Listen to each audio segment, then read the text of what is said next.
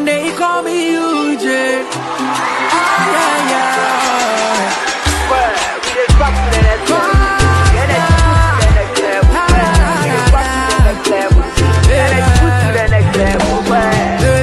When you need a shoulder to cry, run on my pumpy, so we try what you side.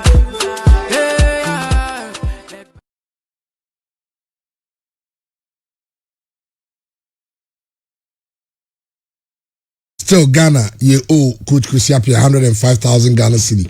Wachoka tada kwa command penny force the sikano or here anymore, sending Zabeka. Besine Nyadia, what bibia, Eddie free AM penny for ho. Yababe, the Asante Derby, Ashgold Asante Goroko, our Lankley Stadium.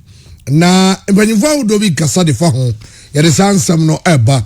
Ashgold Asante Goroko, Boise, and let's not forget only 25% of the stadium's capacity in Ghana and ebe allowed. Nyebeshe Accra Stadium.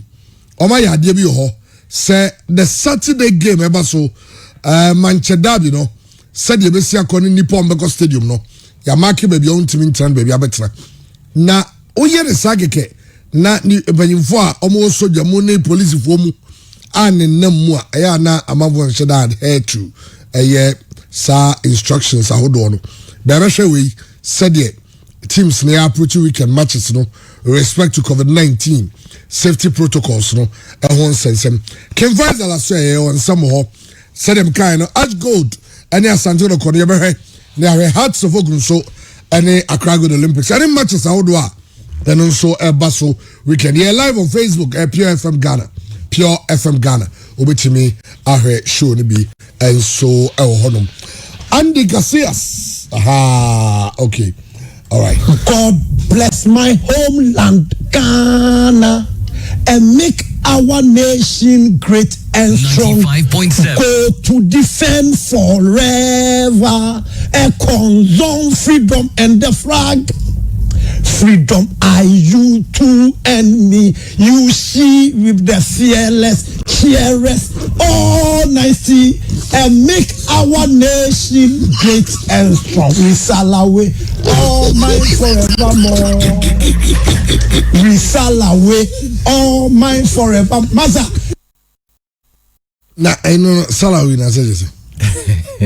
Well, I saw a lot of these videos now. Yako YouTube, I also YouTuber. Now I search Bright Kankam Bodu, and I said the Oli BKB, and I say Oliver Khan TV, and Nina one page. Inti I was searching Bright Kankam Bodu, Okwa. Now was subscribing to channel no. Now I show videos in the go be with Nina be old ones, new ones. Say you be premiere bako. Now it's me. I said any. Said and 70 na AC nyame adoma Oliver Namo chawa the simple kind is live. Fantastic. Inti ever and I will be some say me ne say oba na wa one no na inti we salawi so can I repeat you tieno Ghana national anthem no now so you guys say okay. I promise on my honor to be faithful in the more Ghana with my mother. I express myself with the old ways of Ghana with all my heart and with all my demeanor. I promise you ya esteem. What I say? I didn't say you will see. I say I probably so yes you. Okay. All right. Andy dear Kwamana and I win you did any. So we are competent Christian. We are competent Christian. Okay, but the competent Christian. I said, "Jiggy me mapa." Media. Wo life. Na bema onko awoti awona wo aduane na wo na wo kitchen na no ya fante te bema sa competent Christian very good. Okay, no obesa. Competent Christian have to marriage. You have to marriage one single lady. You have to marriage. One single lady is your life. You have to marriage and you have to marry. Difference of thing. Me pacho difference wo me say ba ko L and ba ko LL last alphabet na sheto no. Enti tie na masa me dia uni ma nya me enfom so. Right, live on Pure 95.7 FM and area Satana say Pure Afternoon Sports no. And yeah, dear by Nami Admoch and I said the time and the carry out to the time with a simple can. And so ebet me abaso kama enya some ketwa krantia kuna fensam no. Via ya set me ka yom for latest and exclusives no. Yom fan to your bet me join on Facebook. And no I Pure FM Ghana on Facebook. Pure FM Ghana on Facebook. When you video na while I can watch all I can watch me share. Na bibia enso etme ya kama no serious here na ensem na kakra bia de mamo mama insha sem free Arsenal so nyame atuma the Arsenal so go so mo prepare nyame aduma weekend way wo mo any Manchester United game no so betumi antoja na ene yakobuso page free sem Mikel Arteta so wo enra la Manchester United na felu so 2-1 enso de tia shafu bo kun enwanwa Mikel Arteta ti de bi sa Manchester elusu 2-1 de tia shafu da wono enyenwa eyenwa sen kofo e ka sesa results no enumum ena enwa nemum the women say Premier League no a sampa a competitive especially this season there no team biani enso atimi brinti sa Manchester etina fie lusu titima wono so edala sa wo table no so ye sharaf era say ye sharaf football ko na wono enye no wa Chelsea League na a competitive eno ene so panya friends Mikel Arteta wono so dia to yere sansem no ye de emamo enso e wo ye show no so na ukopie mu enso wo UEFA so ya mami friend to gesem na sentem de beto just FIFA enso the threat e de command na dia players and not just last moment me akwakobo sa European Super League no so oye player na kobo sa e competition bia emnya na se FIFA World Cup no won so betimi asi aka ewom na dem sa kan se dem na dia European air course no wo mo so release them illegal say dem na dia FIFA dem ana se FIFA for en so betimi take such a decision is on the FIFA mre ni mu se bia player bi wo betimi stop ni se player no en so e kwakobo na dia rival competitions enti sanse ma FIFA de ba no mame front to say European air court no wo mo so really the tia sansem say ma wo kwan e ma sade na enso ntimi nkoso enti sa tournament no players ni betimi akwakobo na fe UEFA na se FIFA World Cup no wo matimi akwakoto so asia kan enom aye de ba sansem no ye de nyina enso edi to ewe e wo so no so na upie mu enso e wo Chelsea aso ya ene opanya friends Thomas Tuchel wo mo enso timi danadim na so re media na wo panya no menso timi ye press conference ne kama enom na ye Chelsea manager friends Thomas Tuchel na ensem pi no opanya de tuja was him the tennis and no paya before say obem na the press conference no former coach friends na dia Frank Lampard etimi send a text na was Lampard send a text na all wishing good luck enso with Chelsea entim na Chelsea pa bibia so etimi akoye enso matimi de mo no Thomas Tuchel and am no sound so to get a player ba kwa na wa penalty wa brand wo PSG no e brand friends in N'Golo Kante na nenia just finally one Kante enso beba yeduma the same club na mame friend to say N'Golo Kante no pra the abanese na Brighton so na feta and Chelsea wo mo training sessions etimi course no Brighton friends N'Golo Kante enso etimi training with the squad wo mo iron senya me at my Chelsea na stay games no Brighton friends Master Kante so betimi available na wasi akam so na panyi no na yebusa Thomas Tuchel so panyi say Kante na woni agye no no position pa wo giri say esanse managers ne ba wo na ebi de ne bom na dia number 6 obehu na ebi mo de ne bo 8 in position pa ya say Thomas Tuchel see mfan to get N'Golo Kante wo pem na dia N'Golo Kante ne besta dem mfan to get Brighton we strong and so our number 6 not just a double 6 you know was here no any Brighton friends N'Golo Kante ne strength enti ho and what den so kwa kojina and small penya friends Thomas Tuchel one also able mother to your brand we share central for what den sempi and so timi pa na penya friends Peter Crouch and so their football kwa koma Hurricane was him no catch Hurricane say wonya ntia Madrid team no starting attempt no senkomra na omesia kan oba UEFA Champions League obejibi na dia tournaments na fa dia individual awards no what team agigi kama Peter Crouch was him or catch him na Hurricanes on tena e Tottenham Hotspur na on cement the legacy enso ho essence no crop on the Madrid team no wo entimi guarantee sa wo kwa team na dia UEFA Champions League na wetimi akwaji individual awards was this Brighton in my Madrid this season enyama ensheda enkoye Brighton fans the Nazard join team no enyama enkoye enso from player no team na Brighton obetu ne fusen kwantena e Tottenham Hotspur na on cement the legacy no bianso emodin esansa baby anyoye eno aye futu Peter Crouch enso de ba ye de to enso yeso no so na ma memfanto nim se Liverpool team no epe replacement enso de ma Georgina Wijnaldum esense nyame admo season end a Brentford friends Georgina Wijnaldum ebe free Liverpool ye tane se ma Liverpool contract somebody akoma no ne nyina wa reject na de tane se reporter me say can is a possible two players openya friends club enso betimi de o mapa no Brentford friends say yes Bisuma we see Academy Brighton Boboko no and Renato Sanchez womo two players Liverpool so se bako and a be direct replacement and so dem Georgina Wijnaldum be ko ba sabia wo free team nim so atimi akwa and reporter me say kan na Felipe Luis minim se Felipe Luis picture na ready and nke dia to so na ya Brentford friends of Felipe Luis were a former player the Atletico Madrid Boboko no and afi UPM enso wa Chelsea Felipe Luis esi Academy Chelsea Boboko no ne picture and that Facebook no now Felipe Luis yem front to 80% of air young players this year no womo enama na omo back omo brand omo back was him na a player ketekete ba 17 na 18 19 20 21 wo ba hwene sen ne mpabo e cheno no e cost €400 wo ne se tattoo nkwa wa kwada no no besa makumako 8 was sa nkwada we nyina no omo refi na omo nyante wiase se de wiase sitie no womo enhyeda enyante ase afa no munyine no giri se ebedru ba bi no womo ankasa be hu se sa ne ma omu so omo ye nyina no enom eya de ehu ehia was nkwada bo se football no komo nhyeda en concentrate na se na de hype na media ne de ma omo no eno na attention enso timi akoso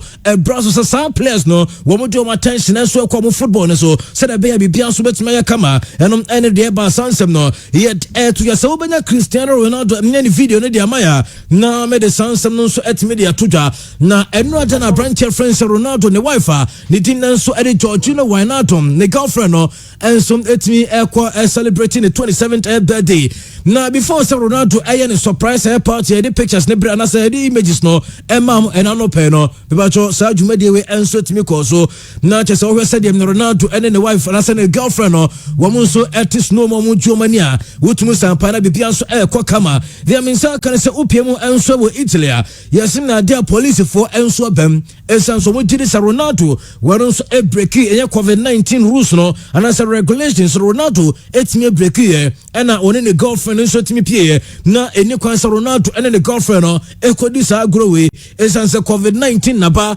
yes obia so yese na Ronaldo enso koye sa de no yes na police for enso de omo agim wo mo so mo ya investigations na omo so na de ho nsam enso atimi de atoja enom eye de ba ni na no ye de ema mo e so Papu Gomez said officially when you player and so at the ama Sevilla team no and of course the pictures ne so you better branch your friend is a Papu Gomez where former captain at Atlanta Boboko no say we kwa signing and so at the ama Sevilla Boboko na one so free and as dia match aka no wo ba be bo and so the ama Sevilla team no enti Papu Gomez wonu nie omo present no and so e Roman Sanchez phase 1 wo mo stadium wo support dia ni wo nemom na South Brampton team ko na onu so ko twan pictures ne kama pictures ne bi ena ye Diego Facebook won so obe monitor said nema enso si koye enteno ayo Brentford friends Papu Gomez ne ho nsem kakra ne ye tudwa ewo eye dwumade no so eno Manchester United game amulusu ye no asem nkofa na Manchester United supporters na 10 ye no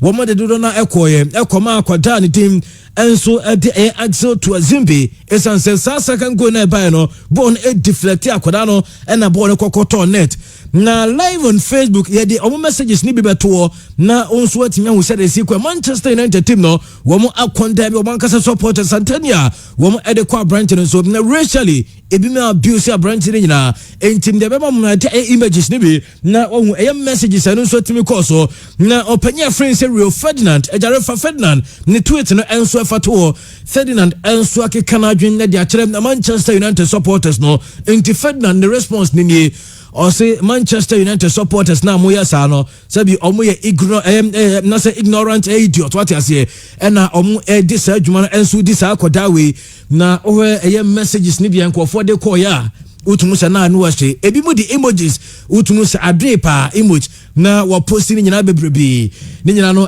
to abrantia friends Axel to Azimbi and we live on Facebook ebi ne dia to no Manchester United team nankasa akondeme wo mo supporters na dia we ye omo ye and afim apenya friends Rio Ferdinand wono nso adina na no atuma wo gire se sanyema we eni kwan sesi akwada no ne football no wabo ni nyina edi ama Manchester United same obo game na obi abo shot na deflect na akwa na mo luso a eni kwan se racially mo abuse abrantia no enom de ba sansem no ye de ni nyina enso ede ma mo wo show se am much na yasan so ba ne betena sia na yasan so ede mo enso etimi ede yatoga enya asem keto akwanti Manchester abotre musha ba ko etigu ya de mu yi ade eye yes na so ni we da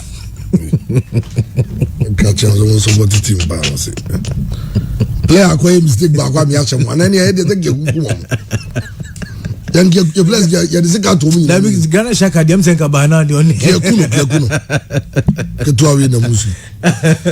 Well, Pure FM is live and clear at the Santé Mampong. If we incoming or never incoming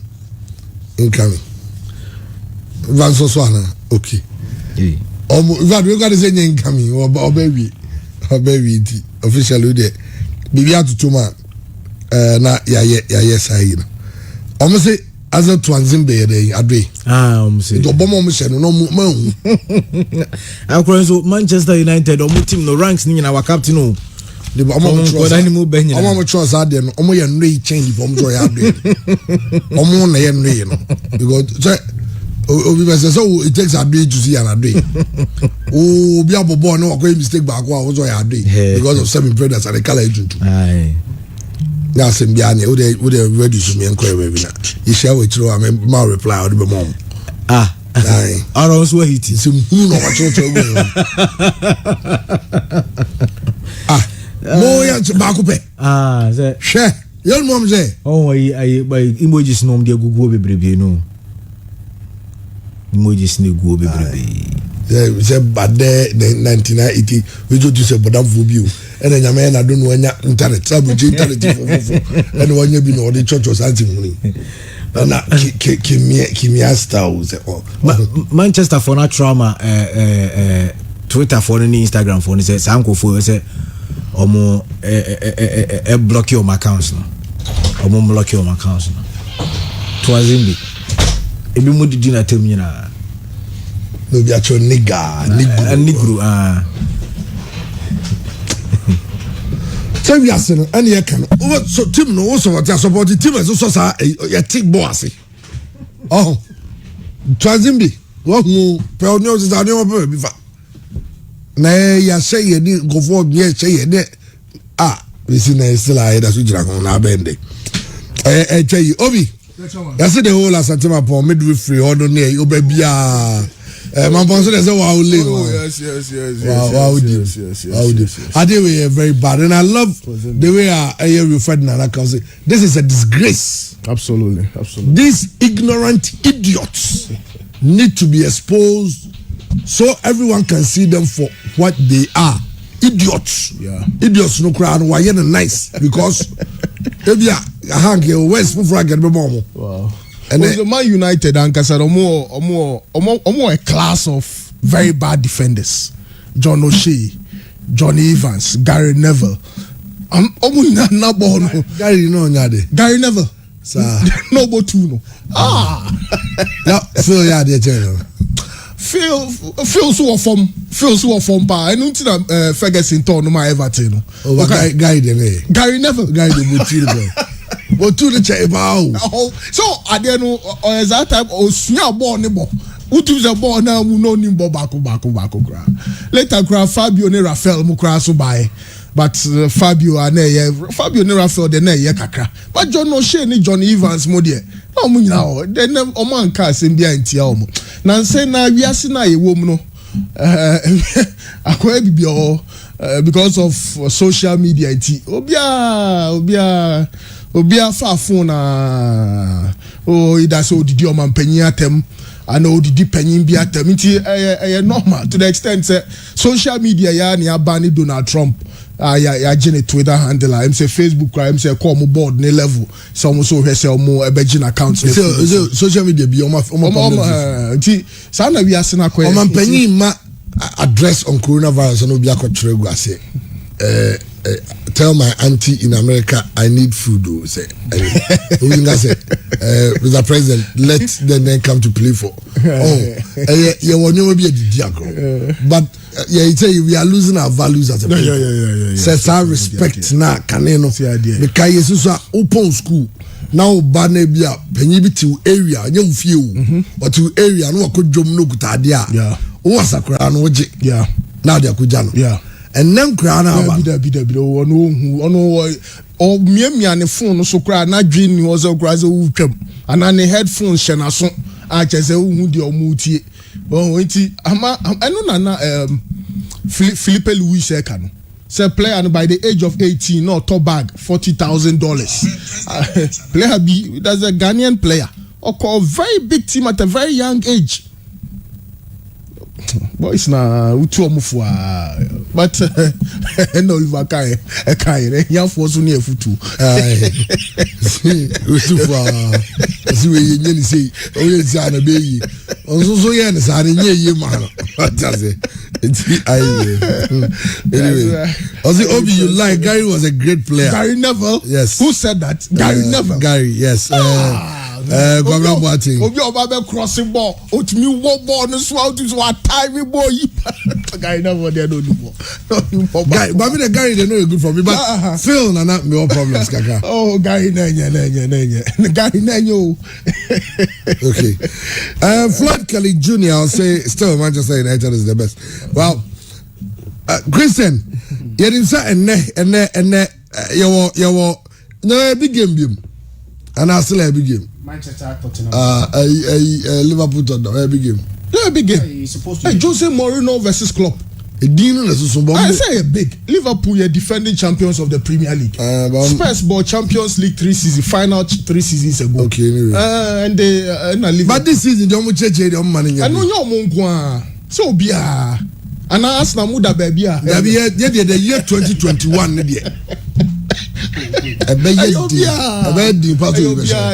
our league ni mu de e ba di so we excellent na film Atlanta to one share me ensa enti you be AS Roma to me winning 5 na de chia na e share 4 over Spain na Barca and Madrid Spezia Spezia that deep the only young governor fifi e bet nyinam the bet ye be 25 and I'll be na in or cash out option set bet you try 10 to go it be a cash out option 50 it be a 80 it be an any can album na yeah when you be 700 Ghana say there be Roma over Spurs as and right the man you need Sheffield for when there's an football TNT consistency is a problem. Well you number for 13 games to be intimation and all lose to Sheffield no chama onum say and Mr. Manchester United power subsequent games. Okay, because only say Chelsea nyabi.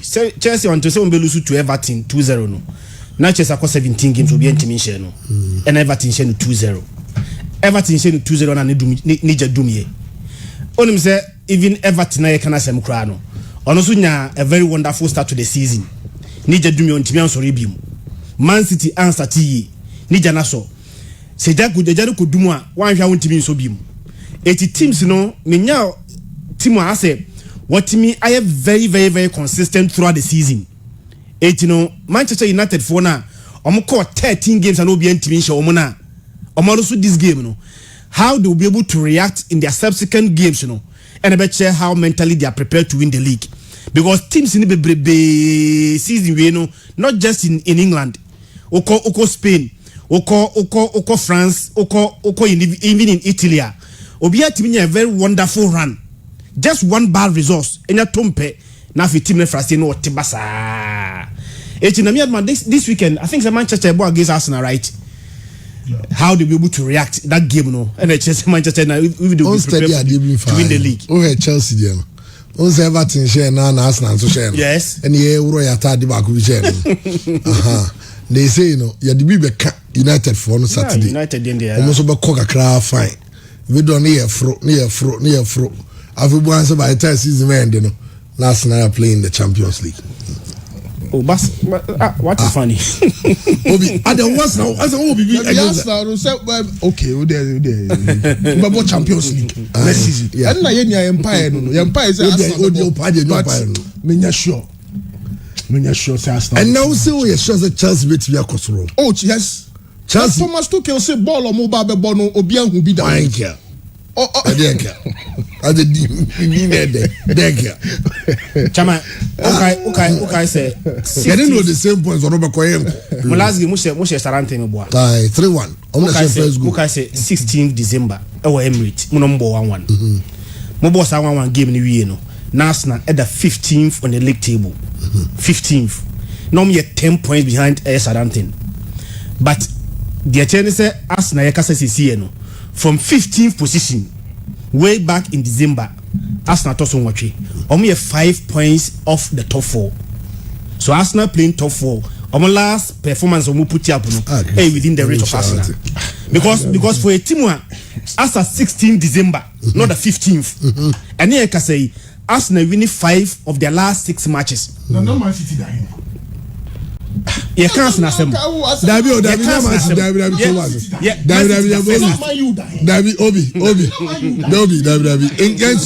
yes, it was something in contest. Yes, it was something. Relegation. I don't know top 10. I say why? Relegation and all. Relegation. The championship 15th na mo coin. 15th mo ko championship. Now go what's that? Results as 5 points over. Like who say Chelsea to what? Chelsea don't go relegation. Chelsea now who can answer now? Who say Chelsea didn't know the same point? Yes. Chelsea wait ya go so ye di ntimi ko. Na Chelsea so more boys on me proving. Na ye any boys on me proving. Boba Kudin. Be on Lacazette. Ye wa Aubameyang. We mo play Tuesday. But David Luiz, David Luiz. David Rudiger on Chelsea. David Luiz on Monte Rudiger. David Luiz on Rudiger. Aye. Rudiger on Chelsea. As we go to do me movie. Says as we quit. Yes. Yeah, ode. Yeah, me go for you grandma. Me go for me for certain Suarez go to no more. But one kasa na on pay us. Man City was say. No correct. The last 6 games in the can was 7. The last 6 games in the can was 7. The last 6 games in the can was 7. Only Man City and all more points than Arsenal. The last 6 games. Only Man City and all 8. Man City did 6 matches no. Or winning 6 in equal 18 points. Team the last 6 games no. Arsenal 15. 15 aye. So the only team who won more points than Arsenal in the last 6 matches no. Only Man City. Okay. And I'm saying Arsenal reaction after say what ball sad game against Sarante ball 1-1 we no. From a 15th position to 8th yes, position. Yes, sorry, there was no change. Arsenal is rising, and I think that playing tough for them. Top Arsenal that's a top 6 of them. It's possible. Thomas. Matches no there why.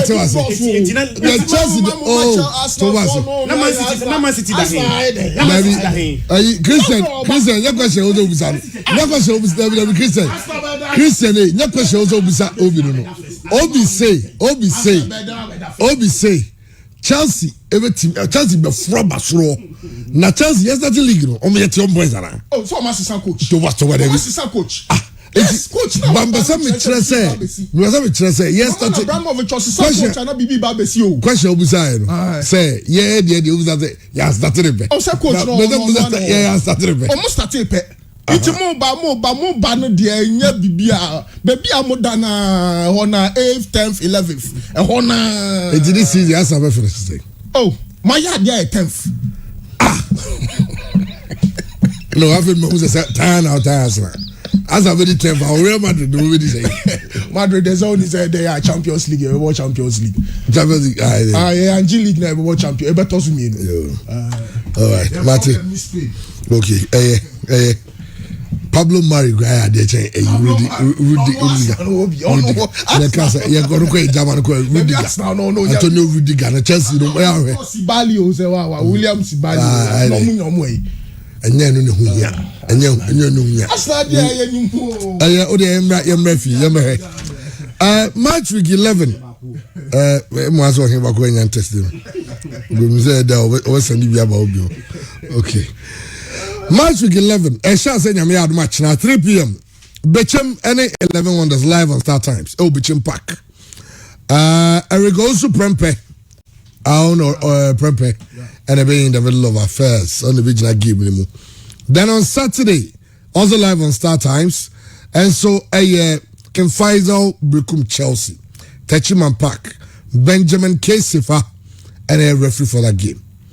On Saturday games also Anochi, and Saturday game we are supposed to be here anymore on Saturday near 6 p.m.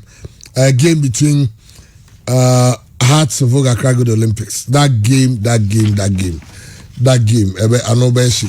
Now that game is definitely live on Star Times because of Sedi City. And on Sunday, Ashanti Gold at Santiago 3 p.m. also live on Star Times. Maxwell Hansen the BD Hearts of Oak game. My more referee. Charles Bulu on this game. I was Soga Kope Wafa any limited professionals. And so, Airborne Kennedy Party, and Ejina Sa game. On Sunday, Elmina Sharks Dreams FC, Indium Stadium, Elmina, Patrick Oche, and Ejina game. Adriana Stars, and so, Ebusua Drops. On Sunday, we won Ajima Bedu Park, and also Wiseman Gansa, and Ejina Sa game. And so, and some other. Hearts of Australia. Harry's Zakor say or the full support Emma Tuba Fede. Well, the situation really changes. We have a new administration. You cannot be there all your life. No condition is terminal. So good people are running. I think I give the support to Toby. He's doing very well. Congratulate the team playing. Also, Bono, what's all free on Obin's baby? NT. The support Matubi also team ne yadie and Harry Zakor. But just say they no born no mamu bisana basa administration was that dabe. Also the age in they say we trying kakra age na akachi up. Well, I like to be because age is catching up now. There are people who are running the team at the moment and they are doing well. I hope they keep it up. It doesn't mean if you win today and you lose tomorrow, you lose hope. You must keep moving. Okay, I know Harry Zakor, but on Hearts of Oak Olympics because Harry, maybe I'm a Harry background kaka. I say Otebe Hearts of Oak to win against Accra Gold Olympics. Well, with the new coach, I think they are doing very well, and it's going to be a very big day for House of Oak beating Accra Gold Olympics. And Olympics are doing very well, but it's a derby match. We can't say anything, but I think Accra House of Oak to win the match. House will surprise them. Has no surprise only. Now, how is over Olympics? Na go hard to vote. I say, or go school or Olympics and university, maybe has. Well, Olympics was a place where I went to school in Olympics, and I went to university in House of Oak. And Olympics you can't compare Olympics to House of Oak. They are good, but House is still on top. If you look at the bad records, 1911, Accra House of Oak. Olympics was my little boys. Those days, if you look at Accra House of Oak, we have one of the best team in Ghana. Well, it's got about fireworks on Saturday evening, Hearts of Oak Accra Gold Olympics. But the most informed Ghanaian player currently in our league, if I have double there. But let's say, no, be a kind of some Gladson Awako, and we are just on the spotlight in the dance. So, with respect to that derby coming up on Saturday, Gladson Awako, a fire warning shot. It's a very tough one as well. And I'm sure their side, they like to keep the ball. They like to move with the ball. And so what we need to do is just to keep fighting. You might look and see more chance of more game. No, yes, I think we'll come out with the win on that day. Yes, training I'm or because me yes, almost on Baba say on Baba we know by more munyani easy side. Well, the no, the Manchester Derby. Accra had to work Accra go to Olympics. Glad to know what we say. Olympic supporters in some time machi. Omun disappoint you. But like and Paibo Moboma and Debiame, Momo Paba, anybody yeah, Obeto Sinkaka, a loose bar, and I said draw, Momo funny person, and you may be and for they should have that trust, they should have that belief in us. This is in Olympics very great, and yes, you disappoint you. I know the Manchester Derby, but you know the Asante Derby, so an Ashanti Derby. I know Ashgold, Omane Kumase Asante Kodoko, Lenkle Stadium or Boise, and also by Cracker, and those that do not have a co, I go Pesa Gim no and Subi Ape. But Erica Kerry, at the Ayan Shaya or no, and a Casadema Ashgold Kuno, na or the Shaya on my year. Get fees, nay, sitting arrangements to be piano or the Achiani. And the COVID many protocols and 25% in a Baba Stadium. So about about 20,000 capacity, but only 25 never. Every day in get central line and popular stand 20 cities. VIP range 30 cities, maybe I can hear 40 cities. Wouldn't be start doing so every of the board the protocols and away social distancing every time here and public here and social distancing very small because of protocols Sunday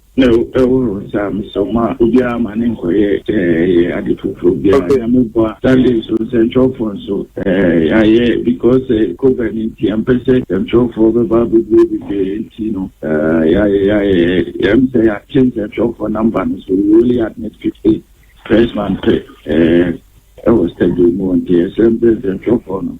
It's based on totally based on first come first serve. Now we 50 anywhere we close the one station prayer only power copy. Now we are commenting. The I said announcement job for seniors on Iron Man because in a 50 pressman now we close the game. Okay, into 50 pressmen and they are allowed into the stadium. The capacity of the stadium also I say 20,000. Which means that 5,000 people will have to go to the stadium. Now, the 25%. Also, Nipani Rema, 50 journalists. Rema, they will close the place to journalists. Also on Bantam. I'm hoping, I'm not going to use it as an opportunity. No video as Niba me 50 into Kofi. Niba me 50 into Kofi. Yenye kama. No bia asumun jono. Hearts of folk in Olympics game no so arrangement normal year for COVID no and ye live on Facebook you the tour seats no obi say only Christian yeah someone who said yeah I don't know me say no the young markets will be at say yentina ho enti otnasia you get 2 spaces and 2 seats interval and the mom ade we one cry on yen and still on but this time no many abri ho kakra Choma marky so. Into wait na ha. Dear Vin Tarisono. I just say no to me tinaso. The baby Tarisono yen tinaso. It's your best say Omombeko Stadium no. Omo enfollow we nemwa. Said the bear enko farm masse chinabi. Yebe close said the am gas football the na easy target of course. Omo catcher say enclosed sana medicine for the catcher nyanum panyimfo ne ayi omo doctor for man me nya panyi doctor for genome omo catcher say ana enclosed places no ana spread no hockey se chen te me wanwa say omo panyi yesu en ina ye ndo mase wa bra ne wo ayi first ne na bontin first covid by ne na bontin covid by won and mama for be visit the politicians in the bomb asema ne avance omo de spread ni bi ni ba bi omo but other places no enti yenyina mo ho ban say obia one also obo ho ban and of course you can never be too careful these days because aye bi ho Andy fa aboafo no mai won say na yen sorry so nyame adom achina na ya ba betoa eye ensem so promo I say say promo no say promo ni mpɛso aso wɔ deɛ bantoma deɛ promo den na apa onye ma ɛsɛ bi bia obebi obeja nya bia promo business deal some squad no obi promo ena obo some bomb nsese o is what ten one year hoko I said also obo ochichi groove for obo groove for na obo room obo raho mbaza ko yeah abo for chairman na wie yem fa na se ni bi Emma Rock Clinic Limited we pakum no eda so we just remember draw eno pakum o ye be man kwa de o so nya pakum na o de to say a fast sexual weakness, male impotency and a premature ejaculation pakum and e was say utime bobo na kama pakum na wonoma ade a chen wo ye be ma do nsapem wo simi mpom ni o esan say watimi abo adwuma kama emma na eno pakum no na Genicure 442 eno so ho Genicure 442 eno so ho oba pepa to ma sentiment ka we bi wate oba say obekom fichire na obete ya oni ade ade nyina no wunya Genicure 442 ni bia no wabo wotum sampa emma ne chisa Genicure 442 eno so emedro so oba bia nya bi na ahemfio so kama na bibia so atimi akoso e de ama osanso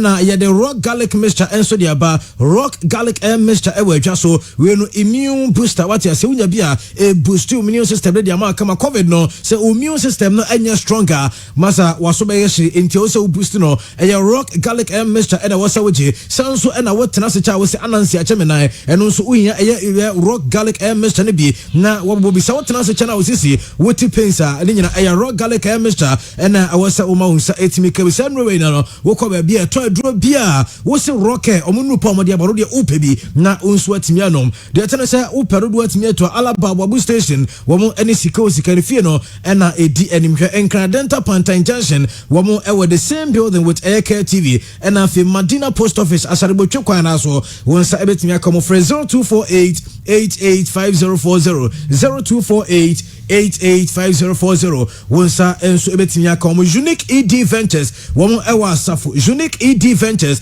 wo mo e deal in general printing Samsung brand solution billboards akese nyina no e Unique ED Ventures e na eje wo kromo a Samsung e na t-shirt what you say t-shirt no say open screen printing and say open heat transfer and say dia open embroidery ni nyina e Unique ED Ventures wo mo asafo wo mo e de betwa ne kama dia ma schools no say mo house jerseys am person mo customize nyina no e free house one ni nyina style bia mo peno no ni nyina mo de ko Unique ED Ventures omo nsa no efe wo mo adwuma ehun so te kama wo mo e wa asafo ubetia fresh 0544 402 711 0544 402 711 now ni Unique ED Ventures enso etmi edi inkomo kama FNT Roofing enso guso e kaus ubia se e wosa oba na obeje won chancellor na do no obeje nyina enso e de kobo dan so 10 years warranty and na dema we so man flexible payment planner obeti e de atua free estimation ni nyina uwepiem e wo FNT Roofing na wabe bibia kama se e MSL Roofing IBR sounds na stone coated MSL nails no standard alusions Japan de e Germany de no and na yakofa de aba furniture airport runabout Buachi Dankwa Junction wa won sabetimi aka o fresh 0574 0030304 0574 yebejo so na ye no etimi abonkomo FNT was a classy touch expensive look na nese no ho asema no Sanso and yellow and orange pharmacy womo and the vitamin C plus zinc no womo so ediaba we vitamin C and zinc and yakabom ye tablet bako na dia we ni se we ya na we dia tunsom e dissolve ya na wanom ne kama esanse eno no ebetumi abo na boost immune system Sanso and we libido e wo forma esanso pejam e de ema se bia wani on wani wo hyere nwade ye eno kra wonya bia ebetumi abo wo pa wo bia utenya code free ona sekata e Ready vitamin C plus zinc no na wonso watimi aje wo de Sanso na ebio se ekro tu e chance na ewu a wonya e Ready vitamin C plus zinc me se ko pharmacy na omoka se Ready na no abini a menye ka chense ope e Ready na nkasa we ya no makofa ba ko bia ma se oh we nso ti se Ready ka chense ompe no ope Ready na nkasa we sugar free nti abusuan ntemfa obetimi ama abusuan nyina obia nso enset mi akabi na say from the enterprise na wo and yeah kwaji Samsung TV, Nasco TV, Media TV, Digital TV, Satellite TV, Smart TV no ninyina ye area free now say from G Enterprise nya no kwa wasade fridges enso dia pa wa wo pe chest air freezers ubenya bi wo pe table top fridge ubenya bi double door and as open display fridges no ninyina ya there now say from Z akofo quality ones and bo sada form sounds and a blender, washing machine, stove, air condition, microwave and rice cooker, home theater cylinders and machines that pam niamano was say bra e hona Ghana to say obia enso to ayene demo niama and afi na kitchen niama enso dia free essence papa de bonus ada for moto a ye sancho kel kettle ye cho blender iron afi t-shirt ya brandon e kama pa enya asem ketwa Roman Hill and ubenya now say frimsy wunya do Roman Hill udu so obia sa open na say a obia ebetro wo frɛ 0247 766289 0247 766289 ubenya omo ene omo etnya bonkoma trade winds comes edi for pain tablet enso dia ba wo number bia wo te yawa na ne se wakwaje wo for pain tablet no amene eno ayempani for pain syrup no eno nso ayenkoda de etu nkoda yawa se edi momunti adwuma tablet ne yama mpanifo no na syrup enso eye bia de amankoda ya side trouser 500 tablet and suspension enso edi aba family diwema ebuson sunsuno no me se okope diwema menko eye pharmacy enkase me to sunsuno da bi esa obeyi bia de asho sem kacha no se wo petrazo ne tablet and suspension essence eno na eye papa empanifo ne tablet na enkwada enso amnom suspension no na chese timi abo me bia timi akoye your Riddles cough syrup, Riddles baby, Riddles junior, Riddles adult wo bo wa unya cold na sekata enu bi na e wosa ma unsetimika na etimi abo leading pharmacies and chemical shops no wo kwa unsabeka bi omo branch na say omo office no e wo eja industrial area wo mo eben CCC asorikese no na bi bia timi akoso Dr. Grace Bodu eso say yan kanchire Ghana fo nyina say wo so bia de no jim esan say ye boa ne de hama no enso timi ase ho yare me say Dr. Grace Bodu ope na obi a stroke e ha no Dr. Etia han no de atofo bosi gina so obewie na nipa na nkasa ne ho access si ne ho so enya asemketo yare bia tete wo no e ho say upiem e wo Grace Gift Herbal Clinic and Laboratory Services say bia prostate cancer and wanya prostate enlargement, penis infection and say penis enlargement and open skin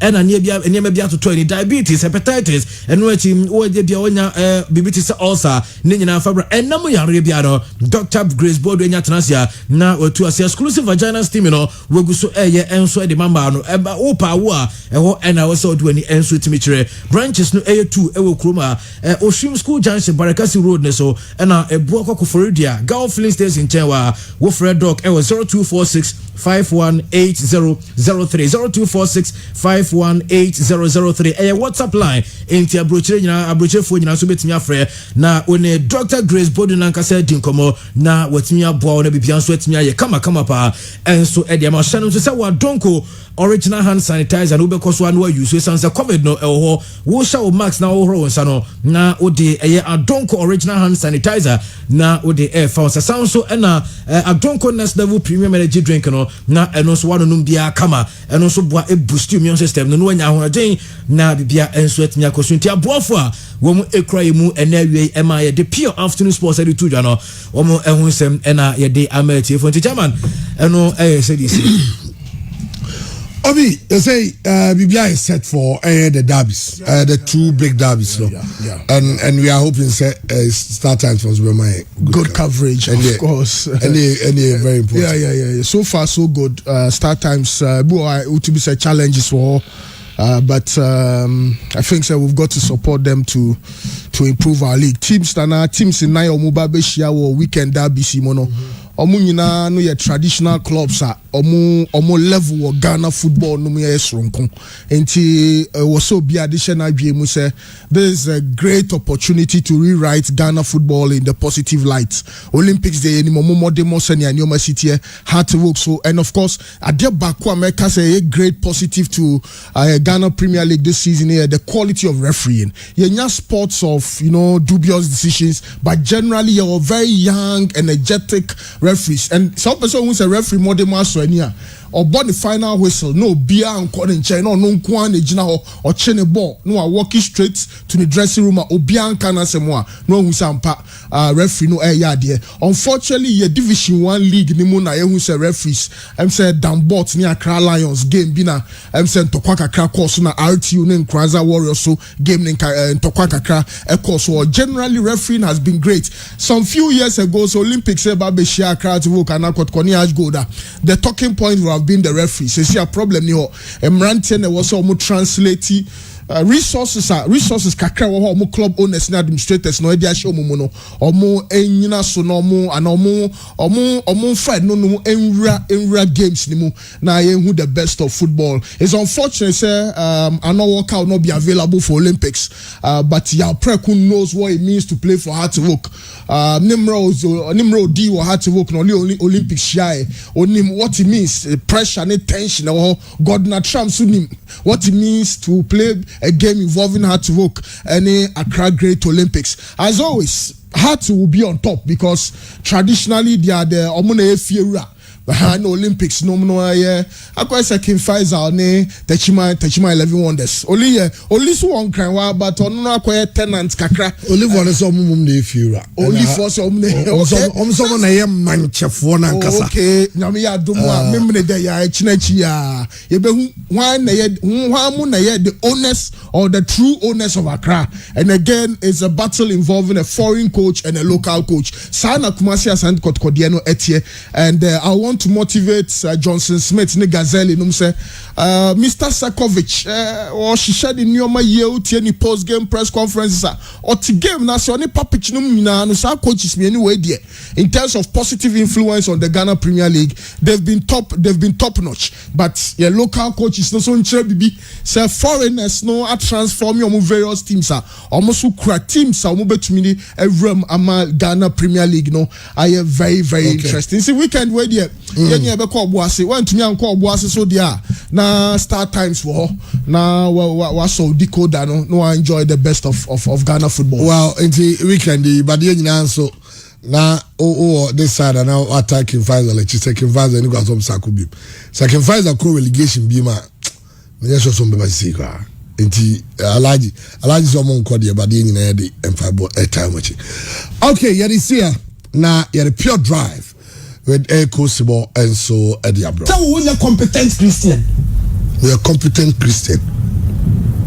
Okay, but the competent Christian I said jidi ni mapa. Maybe. Yes. For life we. Na be ma nko a wote a wo na wo aduane na wo na wo kitchen na no aduane afante te be ma sa. Competent Christian we go. Obesa. Competent Christian you have to marriage. You have to marriage. One single lady. You have to marriage. One single lady is your life. You have to marriage and you have to marry. Difference of thing. Me pacho difference o me say ba ko L and ba ko LL last alphabet na shetlo no. Enti tie na masa me de uni ma nya me enfom so. Hey sister, won kwa wato Adonko original handset.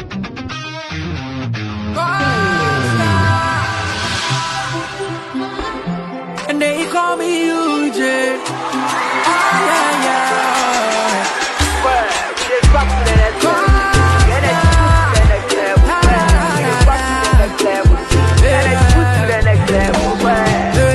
When you need a shoulder to cry, run on my pamper, so we try what suicide. Yeah, let bygone be bygone. I didn't see what the button go do, we go straight to start. And I go take you to next level. Oh, baby, oh yeah. The energy next level. Back baby, oh yeah. Hello, your friend me Jackie. So we will be a winner who are there to Semia and Pimpino. You to me 5 gems if in Kitsadia, you need your Brucia, your fans, any and down for any.